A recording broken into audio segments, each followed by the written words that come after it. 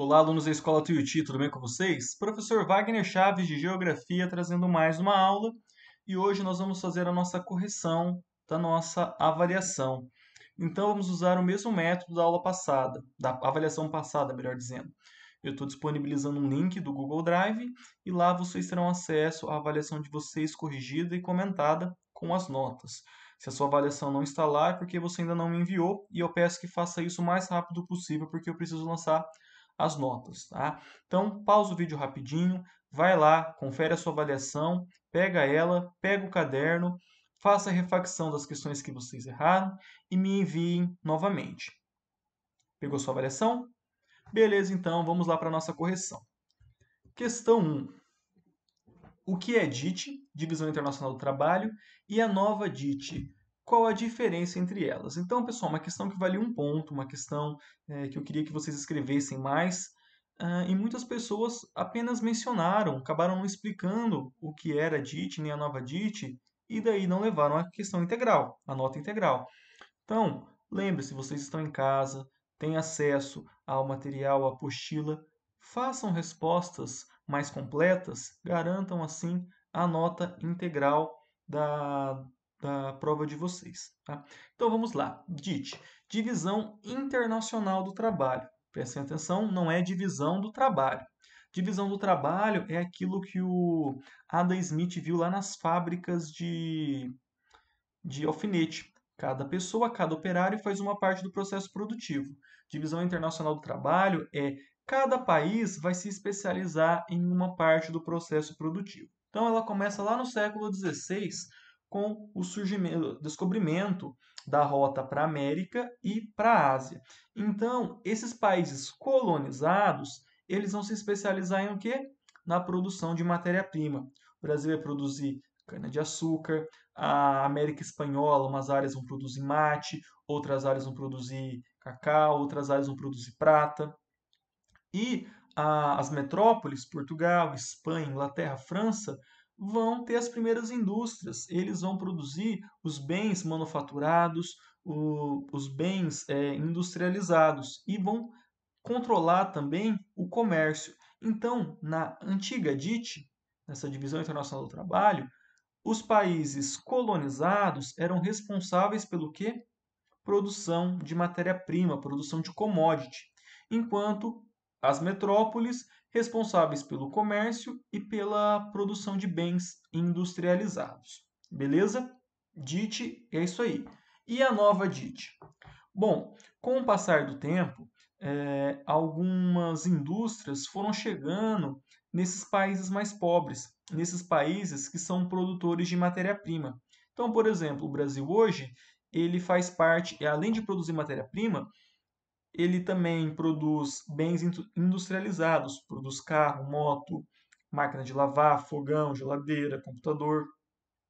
Então, dentro dessa nova DIT, o Brasil, além de produtor de matéria-prima, é produtor de bens de consumo, bens industrializados, porém de baixa tecnologia. Então, aqueles países que eram as metrópoles, que eram os produtores de bens de consumo, bens industrializados, hoje, na nova DIT, eles são o quê? Centros do capitalismo financeiro e produtores de tecnologia de ponta. Então, por exemplo, o Brasil produz carro e geladeira, mas não produz foguete, não produz satélite. Por quê? Porque depende desses países ricos enviarem para cá as suas montadoras. E eles não vão fazer isso. Por quê? Tecnologia sensível. Então, na nova DIT, você tem os países centro do capitalismo financeiro, produtores de matérias-primas com alto grau de tecnologia, com alto grau de sofisticação, e do outro, esses países que produzem matéria-prima e que produzem bens de consumo, porém mais simplificados, que não exige tanta mão de obra qualificada ou que dependa de tanta tecnologia. Então, era uma questão simples, porém necessitava que vocês escrevessem bastante para atingir a nota integral dela. Beleza? Questão 2. Qual a importância da descoberta do caminho para a América e para a Ásia para o desenvolvimento do sistema capitalista? Vamos lá então. Final da Idade Média, a Europa era um continente extremamente rural, feudal, o comércio era muito pequeno e com a descoberta dessas rotas marítimas, o comércio europeu ele se reacendeu, porque agora você tinha um mercado direto da Ásia que trazia seda, porcelana, especiarias direto para a Europa. Você tinha todo um carregamento de prata que saía da América e ia para a Europa, madeiras, açúcar que sai da América e vai para a Europa, e tudo isso reacende o comércio europeu. Então, com o passar do tempo, a Europa ela deixa de ser um continente, um lugar rural, tem o renascimento das cidades, e isso graças ao quê? A descoberta dessas rotas marítimas que reacende esse comércio no continente europeu. Beleza? Uma questão bem fácil também. Questão 3. Associe a fase do capitalismo com as suas características. Então, nós temos ali três fases do capitalismo: capitalismo comercial, capitalismo industrial, capitalismo monopolista. E ali uma breve descrição de cada um deles. Então, vamos ler com calma. Primeira opção: desenvolvimento tecnológico que permitiu aumentar a produção de bens em grande escala. Qual característica se encaixa? Qual fase do capitalismo se encaixa? Capitalismo industrial. É a partir do capitalismo industrial que a gente vê o surgimento das primeiras fábricas, a produção em larga escala, capaz de abastecer o mercado mundial. Tá bom? Próxima. Concentração do capital. Lembrando, capital é dinheiro, tá, pessoal? Nas grandes metrópoles, e surgimento de grandes empresas multinacionais. Está relacionado a qual fase do capitalismo? Capitalismo monopolista. Por quê? Essas grandes empresas têm muitas vezes o monopólio de determinado segmento e estão concentradas em países ricos, países da Europa ou Estados Unidos. E por fim, renascimento das cidades, aumento do comércio e da utilização da moeda. Qual a alternativa que sobrou para a gente? Alternativa A, capitalismo comercial, quando tem início aí o sistema capitalista. Beleza? Primeira fase, capitalismo comercial. Questão 4, questão sobre verdadeiro e falso. Considere V para verdadeiro e F para falso. Vamos lá. A. O fim da Idade Média marca o renascimento das cidades e das trocas. Então a gente já viu ali na questão anterior que sim, final da Idade Média, a Europa deixa de ser um lugar rural e passa a ter o surgimento das cidades ou também dos chamados burgos. Aumentam as trocas, aumenta o uso da moeda. B. Então, essa questão A é verdadeira. B. Durante o feudalismo, cada feudo era praticamente autossuficiente e por isso não necessitava do comércio. Verdadeiro também. Um feudo, pessoal, produzia basicamente tudo. Algumas coisas ali, por exemplo, como sal, eles tinham que acabar recorrendo ao mercado externo. Mas, de modo geral, alimentação, elementos de artesanato, ferramentas, todas elas eram produzidas no feudo. Por isso que não existia quase comércio durante o feudalismo. Então, verdadeira também. C. A primeira fase do capitalismo é o aumento da produção manufatureira nas corporações de ofício no final da Idade Média. Falso. A primeira fase do capitalismo é o quê? Capitalismo comercial com a descoberta das rotas marítimas. Tá? Esse processo de produção manufatureira com as mãos e o aumento impulsionou sim o capitalismo, mas não é marcado pela primeira fase. Ele é uma fase ali pré-industrialização. Tá bom? Então, questão falsa. D. Com o aumento do comércio, surge uma nova classe social, a burguesia. Então, ali na alternativa A eu já tinha explicado, né? As cidades ou os burgos. Quem são os burgueses? As pessoas que trabalham com o comércio, os comerciantes, as pessoas que financiam as primeiras expedições. E eu falei para vocês, a burguesia era a classe que tinha dinheiro. Não tinha prestígio, não tinha poder político, mas tinha dinheiro. Em alguns casos, a burguesia era mais rica que o próprio rei, mas não tinha espaço dentro da política. E a burguesia vivia onde? Nos burgos, na cidade, e surge justamente a partir do século XVI, com o aumento dessas trocas comerciais. Bom, então, verdadeiro. E a questão E, as metrópoles coloniais produziam matéria-prima e tinham as colônias como mercado consumidor. Falso, pessoal. Na verdade, eram as colônias que produziam a matéria-prima e, ao mesmo tempo, era o mercado consumidor. Então, a colônia produzia matéria-prima, enviava para a metrópole, e a metrópole, qual que era o papel dela? O papel da divisão internacional do trabalho. Ela transformava essa matéria-prima e vendia para as colônias, vendia internamente também. Então, alternativa falsa, F. Beleza? Questão 5, pessoal. Assinale as alternativas incorretas sobre as características físicas da África, do continente africano. Vamos lá, então. A. Comumente associamos a savana africana com a caatinga brasileira, devido à semelhança na formação vegetal. Questão incorreta. A associação que nós fazemos é da savana africana com o cerrado brasileiro. Tem uma formação vegetal bastante parecida. Árvores mais espaçadas, uma gramínea bem extensa e robusta, períodos de seca e períodos de cheia. A principal diferença que nós temos é da fauna. Lá na África a gente tem grandes mamíferos, elefante, rinoceronte, girafa, gnu, zebra. Tem alguns grandes felinos também, carnívoros, leões, que nós não temos aqui na América. Temos um ou outro, né? A onça-pintada, por exemplo, mas não se compara com a fauna da savana africana. Então, resposta incorreta, assinale ela aí. P. O Sahel é uma área semiárida de transição para o deserto do Saara. Verdadeiro.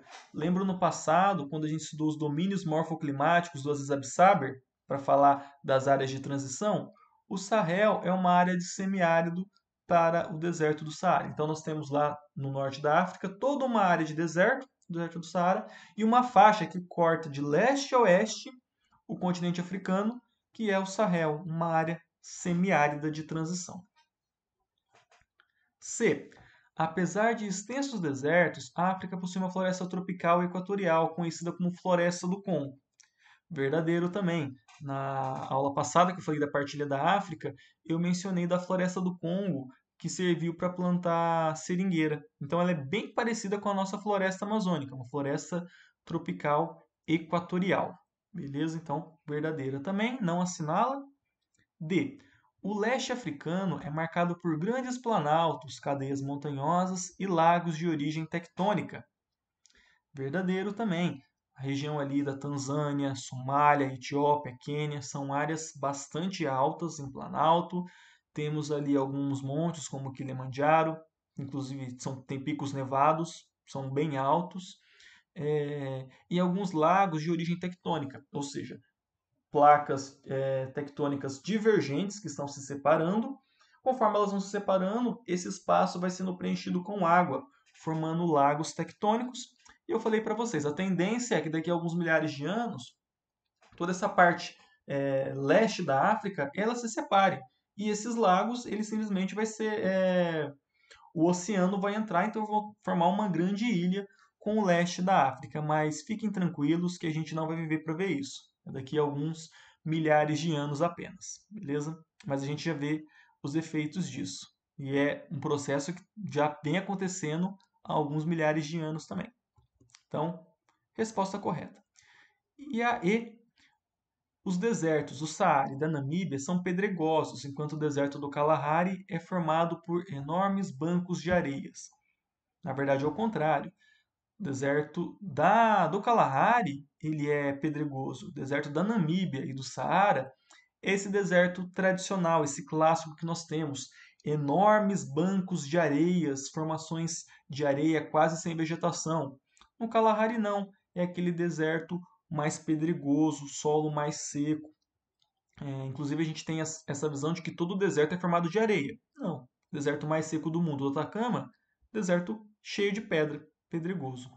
Então, as alternativas incorretas aqui, que deveriam ser assinaladas, eram A e E. Beleza? Questão 6. Apesar de ser marcado por desertos, o continente africano possui grandes e importantes rios, como o Orange, na África do Sul, e o Congo, no Congo. O principal rio é o Nilo, utilizado há séculos pela civilização egípcia. Qual foi a importância desse rio para o desenvolvimento dessa civilização? Então, pessoal, provavelmente vocês já estudaram com o professor Jefferson que o Egito é uma dádiva do Nilo. A civilização egípcia só existe por conta do rio Nilo. Porque, primeiro, ele é um rio perene. Lembra o que é um rio perene? Um rio que ele flui o ano todo, ou seja, mesmo na estação mais seca, ele não seca. E ele é um rio perene que corta um deserto, então ele é extremamente importante para o abastecimento dessas pessoas que moram no deserto. Onde que é a nascente do rio Nilo? Lá no Planalto da Tanzânia, lá próximo do Lago Vitória. Então, ele tem um regime de chuva parecido com a savana, um período de seca e um período de cheia. E isso reflete lá no delta do Rio Nilo, lá onde ele vai desaguar no mar Mediterrâneo. Então, em determinado momento do ano, o rio ele está cheio. Ele inunda toda a borda do rio, toda a área de várzea. Quando o rio abaixa, essa borda, essa várzea, ela está cheia de matéria orgânica, está um solo bastante fértil, que permite você plantar no deserto. Então, plantar no deserto é uma coisa bastante difícil, mas quando você tem um solo fértil, porque você tem essa matéria orgânica, tudo fica mais fácil. Água, o rio está o ano inteiro fluindo, você consegue irrigar a sua plantação, faz a colheita, logo depois vem um período de cheia de novo. Ele desce, você planta. Você colhe, ele sobe, ele desce, você planta. E isso era o ciclo da economia egípcia. A necessidade, esse regime de cheia e seca do rio é que guiava toda a sociedade egípcia. Beleza? Por fim, pessoal, questão 7, uma questão bônus. Observamos que o Brasil e as 13 colônias britânicas, que se tornaram os Estados Unidos, tiveram modelos de colonização diferentes. No Brasil se adotou um modelo de exploração, enquanto que nas 13 colônias foi adotado o sistema de povoamento. Aponte as características de cada um deles. Então, algumas pessoas fizeram uma resposta bastante extensa explicando cada uma das colônias. Parabéns para vocês, gostei mesmo. Outras pessoas fizeram umas coisas mais simples e acabaram não explicando. Mas vamos lá. Primeira coisa que eu quero comentar com vocês. No sul dos Estados Unidos, Mississippi, Missouri, Louisiana, Tennessee, Oklahoma, nesses estados mais ao sul, teve um modelo de exploração bem parecido com o modelo brasileiro. E o que é que eu estou falando de modelo de exploração? Grande latifúndio, uso de mão de obra escrava, o mercado consumidor externo. Então, o que que no Brasil tinha? Mão de obra escrava, produção de açúcar para ser vendida na Europa. Sul dos Estados Unidos, onde teve o sistema de exploração. Mão de obra escrava, produção de algodão, venda do mercado externo. Esse é o modelo de exploração. A ideia era vir para essas terras, para as áreas coloniais, extrair riqueza ou fazer riqueza. Você sai de lá pobre e vem para cá fazer riqueza, e volta para a metrópole ou leva essas riquezas para a metrópole. Exploração. Você vai explorar aquela terra e retirar a riqueza dela e enviar para outro lugar. Povoação, que aconteceu em algumas colônias no norte dos Estados Unidos, nas 13 colônias britânicas. As pessoas que foram para essas 13 colônias, na verdade, elas fugiram de conflitos religiosos na Inglaterra. Então a ideia dessas pessoas não era voltar para a Inglaterra, era transformar aquele pedaço de terra na sua terra, no seu país. Então, eles não tinham esses vínculos com a metrópole. Eles poderiam se desenvolver. Então, lá, por exemplo, não teve mão de obra escrava. Os estados do norte, o negro era um homem livre. Tanto que teve a guerra civil, porque uma parte dos Estados Unidos era escravocrata e a outra não. Nesses lugares, você não tinha a proibição, por exemplo, de ter fábricas. No Brasil não poderia ter fábricas, as fábricas ficavam em Portugal. Então, nesses lugares, se desenvolveu mais. E hoje você consegue ver isso nos Estados Unidos. Os estados mais ricos são esses estados que tiveram essa característica de colonização de povoamento. As pessoas vão para lá para ocupar essas terras, povoarem essas terras, e não explorar e enviar dinheiro para sua metrópole. Beleza, pessoal? A avaliação não estava difícil. estava bem fácil, vocês têm todos os materiais aí para fazer uma prova boa. Então peço que vocês vão lá no Google Drive, procurem a avaliação de vocês, se for o caso, refaçam as questões que vocês erraram e me enviem novamente. E se você ainda não fez, por favor, você já está atrasado, me envie a avaliação o mais rápido possível. Vou ficando por aqui, um abraço e até mais.